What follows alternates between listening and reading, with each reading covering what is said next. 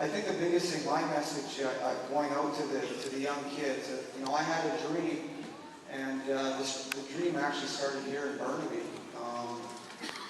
I was a player that was always told he was too small, or he wasn't fast enough, or he wasn't tough enough. But in my heart, as I grew up and played in different tournaments, I really wanted to be a hockey player. And I dedicated myself to working harder, being the best player I could be, and possibly living that dream. And I was very fortunate to play 19 years professionally and getting to play for my hometown. So I look out at all the kids out here, the young kids, the older kids. I think that message is whatever you want to do in life, you can do it if you work hard at it and really be focused. I think also, this goes also out to the players. Be that teammate when a player makes a mistake. Be that teammate that picks him up and builds his confidence. Because that's contagious. You don't want to be one of those players that puts his hands up in the air because your teammate made a bad pass. You want to be that guy that encourages your team that, hey, we can do better, and we're going to do this together. Be that parent that supports the positive, not the negative. There's too much negative in the world today. If you want your son to succeed or daughter in anything, they look to their parents for positive reaction. I know there's times that I didn't play my best in games, but my father always encouraged me to try to do better. So be that parent in this tournament and understand that's very important. Be that coach.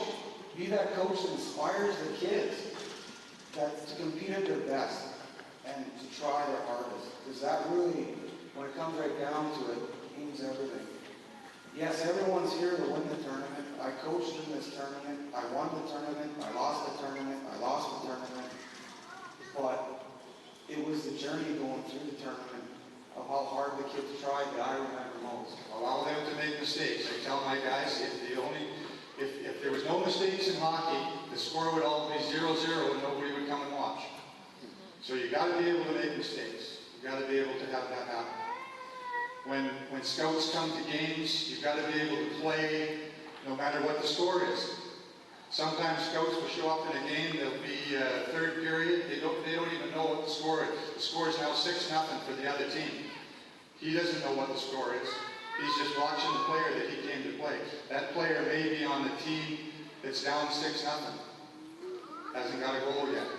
But he's watching how hard this kid's working, how he's changing, how he goes to the bench, how he's helping his other teammates. That's what they're looking for. And that's all part of the game. So you don't play to the score. You go out there every shift, and every time you try and play, you try and have a better shift than you had the day before. And it doesn't happen all the time. There's going to be mistakes. There's going to be times when you give up the puck. There's lots of things that happen. When I played, I grew up in Calgary, and they decided back then, it was called Time Mite, I think, which was maybe PB now. But what they decided to do was take one team from the whole city and make it an A team. And then that A team would play in the next division higher in a Bantam League. So my dad said, hey, they got this tryout for Calgary. You can try to go on this team, and if you make it, you get to play against kids that are 2 or 3 years older than you, and it'll push you a little bit. I said, that's great. So I go to the rink, and there's 400 kids there. I was small when I grew up. When I was younger, I wasn't 6 foot. I was a little guy. I didn't grow until I was about 14. It'll happen. You got to start wearing cowboy boots. So we went to this camp, and they would scrape all the little guys over in the corner. We went for half an hour, and they'd scrape all the little guys over in the corner, and they'd cut them.